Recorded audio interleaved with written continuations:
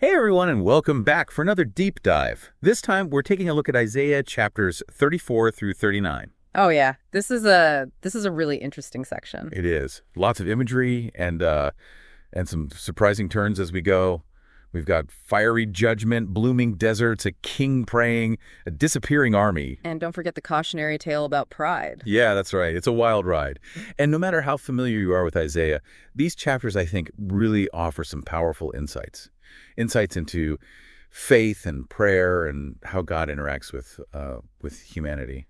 Yeah, and that's a good point. What I find really interesting about these chapters is this tension between, destruction and hope, judgment and deliverance. Right. It's like watching a pendulum swing back and forth. You really see just how big God's power is. Yeah, that's a good way to put it. Okay, so let's jump right in. Chapter 34. This is where we get that picture of divine judgment. Right, and it's so vivid. It's almost like a scene from a movie. Like a post-apocalyptic movie. Fire and blood, mountains melting, the whole land is turned into burning pitch. Yeah, you really get the sense that nobody is messing around here. No, they are not. This is Isaiah describing God's judgment on Edom. And he's using language that's meant to shock Yeah. and even terrify. But this goes beyond just like a historical event. Oh, interesting. Edom here represents all those forces, all the forces that oppose God and his people. It's a warning not just for one specific nation in the past, Right. but for anyone who stands against what God is doing in the world. So it's not just ancient history. It's a message that still applies today. Exactly. Think about the ways that we see opposition to faith, opposition to righteousness in our own time. Those who actively work against what we believe to be good and just. What would a modern-day Edom look like? It makes you think, doesn't it? It does. It makes you think about who or what is representing that opposition in our own lives, in the world around us. Okay, wow. So that got intense pretty quickly. Yeah, it did. But then things take a turn. In chapter 35, the tone shifts. Yes. It's hopeful. It's restorative. It's almost like we've been transported to a different planet. Yeah. The contrast between 34 and 35 is striking. It really is. It's like moving from a scorched wasteland to a beautiful garden. Right. Isaiah describes the wilderness blossoming, the blind seeing, the deaf hearing. Wait, stop, hold on. I want to pause here for a second because these images, wow, they're so vivid. Water shall break forth in the wilderness and streams in the desert. The burning sand shall become a pool. You can almost feel that cool water and smell the flowers blooming in the desert air. Is this just poetic language, or is it pointing to something deeper? I think it's both. It's beautiful poetry, yes. Yeah. But it's also a powerful image of that renewal, that ultimate renewal that comes with the Messiah. Okay. The promised one who will restore all things. And if we connect this back to the big theme of Isaiah's prophecies, we see this chapter as a glimpse into God's future kingdom, a time of peace and healing for all creation. Okay, so we've gone from judgment to redemption, but now hold on tight. Oh, yeah. Because things are about to get really dramatic. Here we go. Chapters 36 and 37, we are introduced to King Hezekiah, and he is facing a terrifying situation. Yeah, he finds himself staring down this mighty Assyrian army led by King Sennacherib. And this was not just any army. No. The Assyrians were brutal. They were ruthless. Yeah. And they were known for conquering nations. Yeah. And they were determined to make Jerusalem their next victory. Oh, man. And to make things worse, their messenger basically taunts Hezekiah and the people, telling them that their God is powerless to stop them. Can you imagine that fear and despair? I can't even imagine this unstoppable force at their doorstep mocking their faith. Right. But here's where it gets interesting. Hezekiah doesn't crumble. He doesn't give in to fear or doubt. He goes straight to the temple. Yes. He goes straight to the temple and he prays to God. Yes, and this isn't just a quick help me out prayer. No. Hezekiah lays it all out. The whole situation. Reminds God of his promises, pleads for deliverance. It's powerful. It is. It showcases the depth of his faith and his unwavering trust in God. And you know what? God hears that prayer. What happens next is extraordinary. I know. Tell me. God sends an angel who wipes out 185,000 Assyrian soldiers overnight. Wow. Talk about a mic drop moment. 1 minute, there's this massive army threatening to crush them. And the next, they're gone, without a single sword being drawn by Hezekiah's forces. I mean, you can't make this stuff up. What does that say about God? About his willingness to step in even when all hope seems lost? It really makes you think about God's involvement in our lives, doesn't it? It does, it does. Do we always see those big displays of power? Maybe not, but it reminds us that he is always working, even in ways that we don't understand. Yeah. Okay, so we've seen God's judgment, we've seen his mercy, we've seen his power on full display, but now chapter 38 takes us in a totally different direction. Yes, it does. Shifting the focus from this huge national crisis to a more personal struggle. Hezekiah's illness. Yes, the tone shifts too. Right. It becomes more intimate, more introspective. Right. Hezekiah has to face his own mortality. He pleads with God for more time, for healing, a chance to continue living. Yeah. It's a reminder that even kings, even those who seem to have it all, are vulnerable. Yeah. What strikes me is Hezekiah's honesty in this prayer. He doesn't hold back. I am oppressed. Restore me to health. I mean, this is a cry from the depths of his suffering. And it's a good reminder that even in our darkest moments, we can be real with God. And God responds with compassion. Yeah. He tells Hezekiah that he's heard his prayer and that he will give him 15 more years of life. He even tells Isaiah to make a fig poultice to apply to the boil. Wait, a fig poultice? That's interesting. Yeah, it's this blend of faith and action. Yeah. God could have just snapped his fingers and healed him instantly, but he chooses to work through human means. Yeah.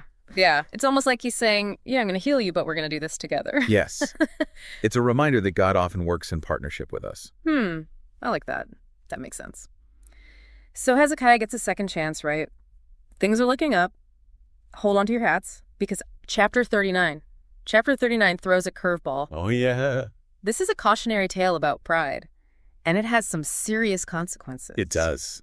Hezekiah makes what seems like a harmless mistake, but it has really devastating consequences. Oh. He shows off all his treasures and wealth to some envoys from Babylon. Okay. It seems like an innocent act of hospitality, maybe even, a little bit of bragging, but Isaiah sees this as a sign of pride. Oh. A dangerous foreshadowing of what's to come. It's kind of ironic, isn't it? This is the same Hezekiah who just showed incredible faith, poured his heart out to God, and now he stumbles because of pride. It is. It's a reminder that even those with strong faith are vulnerable to temptation. Yeah. Especially when things are going well. And the consequences are serious. They are. Isaiah prophesies that Babylon will eventually conquer Jerusalem and carry off all of Hezekiah's treasures, his descendants, everything. Wow. It's a reminder that our choices have consequences, and that even small acts of pride can have huge effects that impact future generations. Okay, so let's recap. We've gone from judgment to redemption, to personal struggle, to a cautionary tale about pride, all in 5 chapters. It's been quite a journey. No, we're not done yet. There's still more to unpack in these chapters. It's easy to just dismiss Hezekiah's actions in chapter 39 as just a misstep. Yeah. But I think there's something deeper going on here. Yeah, I think you're right. It's not just showing off. Right. To impress those Babylonian envoys. There's the sense that Hezekiah is losing sight of what matters, forgetting the lessons he learned during that whole Assyrian crisis. Exactly. He's shifting his trust away from God and putting it on his accomplishments, on his possessions. He's focused on outward appearances. Right. Rather than, the reality of his faith and dependence on God. It's like he's gotten caught up in the hype, like a celebrity who believes all their own press. Yes. And that's when the danger comes, right? Pride can be so blinding. Absolutely.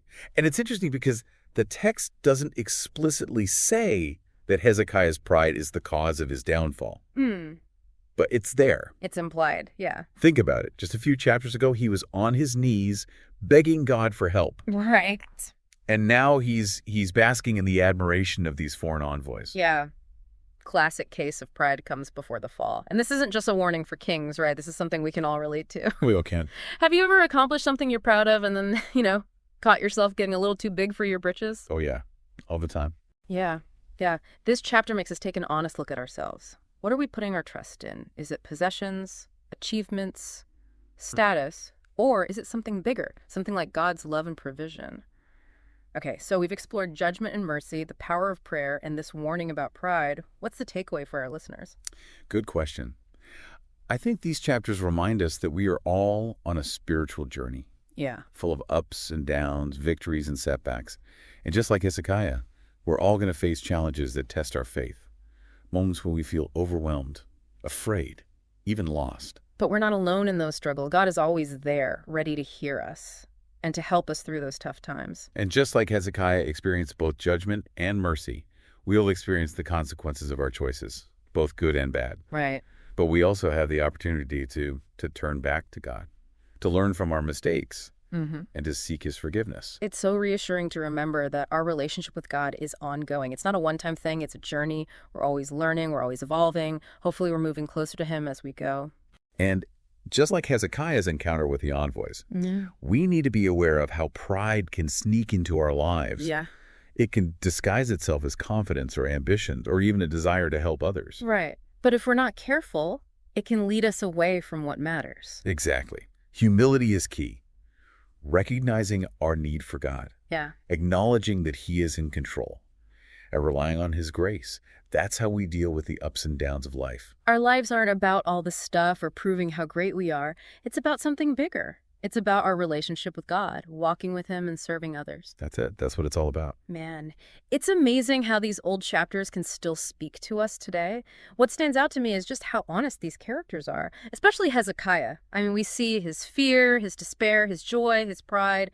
It's all right there. Yeah. And it's not condemned. It's not dismissed. Right. It's presented as a normal part of being human. Right. Even in a life of faith. Right. You know, his vulnerability, the fact that he's willing to just pour out his heart to God, that's a sign of strength, not weakness. It's like he's saying, hey, God, I'm a mess, but I'm coming to you anyway.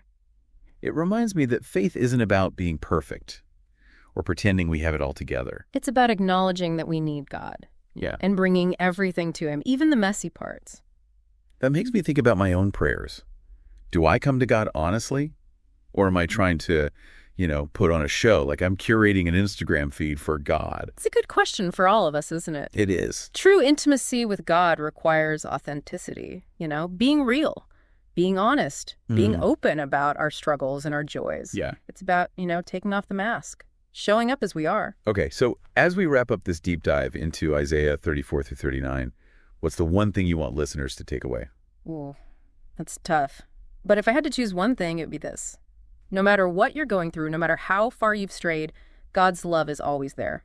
He's waiting for you to come back to him, to ask for his guidance, to experience his grace. That's beautiful. And for those who want to dive even deeper, I encourage you to go read the full text, Isaiah 34-39. See what insights you can find. Trust me, it's worth it. Thanks for joining us on this deep dive, and we'll